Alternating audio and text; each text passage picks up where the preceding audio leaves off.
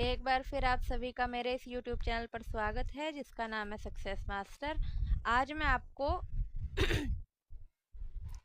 6th class lesson 7 UP board का हिंदी का इसकी व्याख्या समझाऊंगी और मैं इसकी व्याख्या आपको वीडियो के अंत में लिख के भी दिखाऊंगी, तो आप मेरे साथ अंत तक बने रहिए। चलिए शुरू करते हैं। पाठ 7, माँ कह एक कहानी। इस कविता में यशोधरा अपने पुत्र राहुल को एक कहानी के द्वारा बुद्ध का दया और क्षमा जैसे गुणों के बारे में बताती है।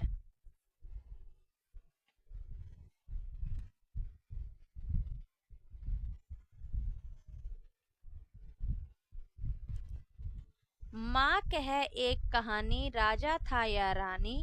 माँ कह एक कहानी, तू है हठी मान धन मेरे। सुन उपवन में बड़े सवेरे, तात भ्रमण करते थे तेरे। जहाँ सुरभि मन मानी, जहाँ सुरभि मन मानी, हाँ माँ यही कहानी। उसमें लिखेंगे प्रस्तुत पद्यांश हमारी पाठ्य पुस्तक अक्षरा के माँ कह एक कहानी नामक पाठ से लिया गया है, जिसके रचयिता राष्ट्र कवि मैथिली शरण गुप्त जी हैं। फिर व्याख्या लिखते हैं इसकी। राहुल अपनी माँ यशोधरा से कहता है, माँ एक कहानी सुनाओ राजा या रानी की। कहानी सुनाओ। यशोधरा कहती है, यशोधरा उस राहुल की माँ है, तो यशोधरा कहती हैं कि पुत्र तू जिद करता है तो सुन, एक दिन सुबह तुम्हारे पिताजी बगीचे में घूमने गए। जब वो घूम रहे थे तो वहां फूलों की सुगंध चारों तरफ फैल रही थी। इतना सुनकर राहुल कह उठा, हाँ माँ यही कहानी सुनाओ, मुझे यही कहानी सुननी है। वर्ण वर्ण के फूल खिले थे, झलमल कर हिम बूंदे मिले थे। हल्के झोंके हिले मिले थे, लहराता था पानी, लहराता था पानी, हाँ हाँ यही कहानी। गाते थे खग कलकल स्वर से, सहसा एक हंस ऊपर से गिरा बिद्ध होकर खरसर से। हुई पक्ष की हानि, हुई पक्ष की हानि, करुणा भरी कहानी। इसके बाद उसकी माँ बताती है, राहुल की माँ बताती है, रंग बिरंगे फूल खिले हुए थे और उन पर ओस की बूंदें झिलमिल रही थी। उन फूलों के ऊपर ओस की बूंदें गिरी हुई थी। हल्के हल्के हवा के झोंके चल रहे थे। तालाबों में पानी लहरा रहा था। हाँ हाँ यही कहानी। राहुल कहता है, हाँ हाँ यही कहानी, माँ यही कहानी सुनाओ।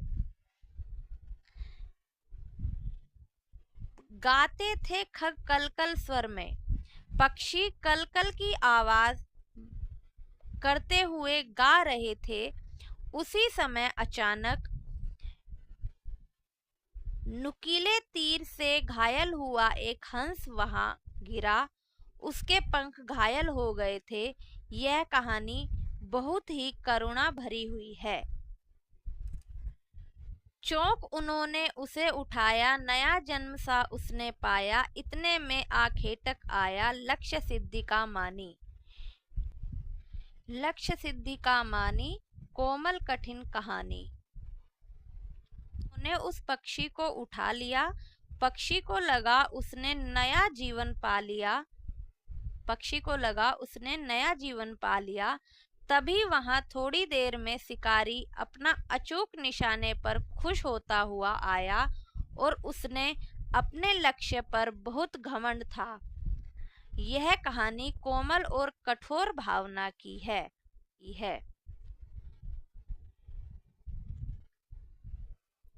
मांगा उसने आहत पक्षी, तेरा तात किंतु थे रक्षी। तब उसने जो था खग भक्षी, हट करने की ठानी, हट करने की ठानी। अब बढ़ चली कहानी। आखेटक मतलब शिकारी। शिकारी ने घायल पक्षी पर अधिकार जताना चाहा, लेकिन तुम्हारे पिता उस पक्षी के रक्षक थे, इसलिए उनकी रक्षा करने वाले थे। उस हंस, जो पक्षी गिरा था, उस हंस की रक्षा करने वाले थे। तब मांस खाने वाले उस व्यक्ति उस पक्षी को वापस करने की जिद करने लगा।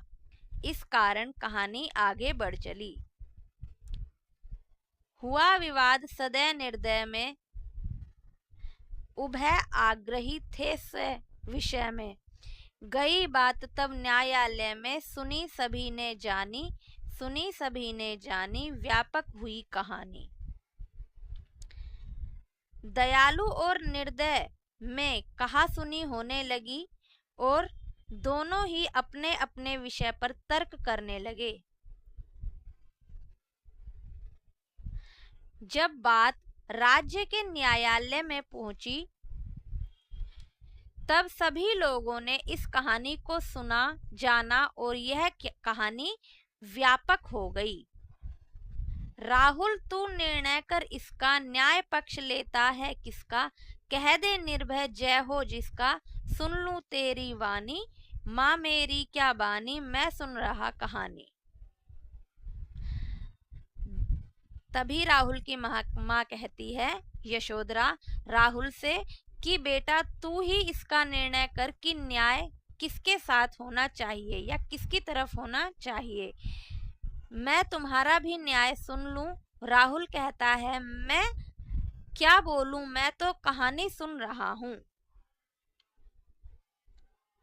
कोई निरपराधी को मारे तो क्या अन्य उसे न उबारे, रक्षक पर भक्षक को भारी, न्याय दया का दानी, न्याय दया का दानी, तूने गुनी कहानी। इस पर राहुल कहता है, यदि कोई बिना कारण अपराध के किसी को मारे, बिना अपराध के किसी को मारे, तो क्या दूसरे की रक्षा नहीं करनी चाहिए? मारने वाले से रक्षा करने वाला बहुत महान होता है। न्याय सदैव दया का पक्ष लेता है। इस पर उसकी माँ कहती है, तुमने कहानी में अर्थ को ठीक समझा और तुमने इस कहानी को गुना है।